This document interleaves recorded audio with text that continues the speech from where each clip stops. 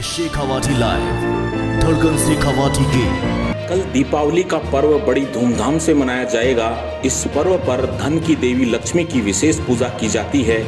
वहीं नवरात्रों में शक्ति के रूप में मां दुर्गा की विधिवत रूप से पूजा अर्चना की जाती है। भारतीय संस्कृति के अंदर नारी को नर की अपेक्षा कभी भी कमतर नहीं आंका गया है, लेकिन इसके बावजूद भी आजकल कुछ ऐसे मंजर देखने को मिलते हैं जिसको सुनकर देखकर कलेजा मुंह को आ जाता है। आज हम आपके सामने धन की देवी लक्ष्मी के इस महापर्व पर बेटियों को लेकर एक विशेष स्टोरी प्रस्तुत कर रहे हैं। इसके अंदर आपको दो अलग अलग विपरीत परिस्थितियां देखने को मिलेंगी। आज हम सीकर और झुंझुनू जिले के दो उदाहरणों से रूबरू होंगे, जिसका एक पक्ष निहायत ही शर्मनाक और दूसरा पक्ष निसंदेह प्रेरणास्पद और सराहनीय है। सबसे पहले बात करते हैं गत दिनों सीकर जिले के अंदर जिस प्रकार से मासूम नवजात बेटियों को कभी कांटों में तो कभी नालियों में बेसहारा छोड़ दिया गया। किसी ना किसी रूप में नवजात बेटियों का जीवन था जो किसी प्रकार संवेदनशील व्यक्तियों की निगाह इन पर पड़ी और उनका जीवन, जिसमें उन्होंने ठीक से आंखें भी नहीं खोली थी, वह खत्म होते होते बच गया। फतेहपुर की वह घटना भी आपको याद होगी जिसमें बेटी को कटीली झाड़ियों के बीच मरने के लिए छोड़ दिया गया और सीकर में नाली में छोड़ दी गई नवजात बालिका। भले ही नवजात बेटियों ने ठीक से अपनी आंखें भी नहीं खोली हों, आखिर क्या कसूर था इनका?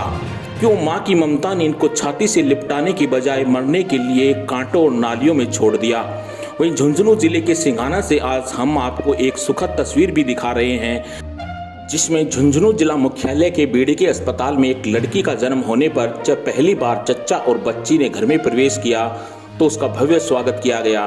ठीक उसी प्रकार से जिस प्रकार से आप और हम दीपावली पर लक्ष्मी के पगलिए ले जाकर अपने आंगन में चिपकाते हैं और चाहते हैं कि लक्ष्मी हमारे घर में प्रवेश करे, इसी प्रकार इस नवजात बेटी का पुष्प वर्षा तिलकार्चन के साथ पगलियों की छाप घर के आंगन में छोड़ते हुए अंदर ले जाया गया, जो अपने आप में सुखद और दिल को सुकून देने वाला उदाहरण है। बड़ी विचित्र स्थिति है कि यह भी बेटी है और वह भी बेटी थी, लेकिन जन्म के तुरंत की बाद के जो हालात हैं उनमें जमीन और आसमान का फर्क नजर आता है। लक्ष्मी और दुर्गा की पूजा करने वाले इस देश में आखिर कौन सी इच्छा है या मजबूरी पैदा हो गई कि बेटियों को कांटों और नालियों में फेंकना पड़ रहा है? यह बड़ी ही मन को विचलित कर देने वाली बात है।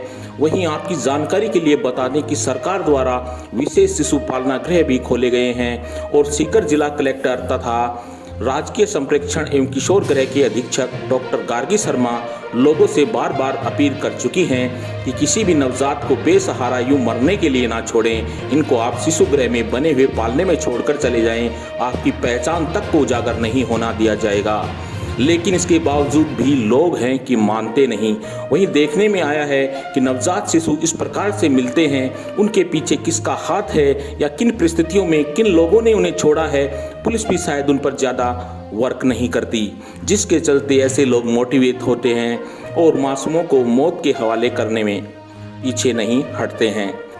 वहीं वर्तमान परिप्रेक्ष्य में यदि किसी भी क्षेत्र में बेटों और बेटियों की तुलना करें तो बेटियां बेटों से 21 ही साबित हो रही हैं, बल्कि मानवीय पहलुओं के आधार पर भी देखें तो कई बार माता या पिता में से किसी का भी शरीर में कोई अंग खराब हो जाता है या डैमेज हो जाता है तो बेटे भले ही पीछे खिसक जाते हैं, लेकिन शादीशुदा बेटियों तक ने अपनी किडनियां तक अपने माता या पिता को प्रदान कर दी हैं। अब आप ही फैसला कीजिए श्रेष्ठ कौन। आओ इस दीपावली पर कुछ पॉजिटिव सोच की शुरुआत करें। Shekhawati live bureau report.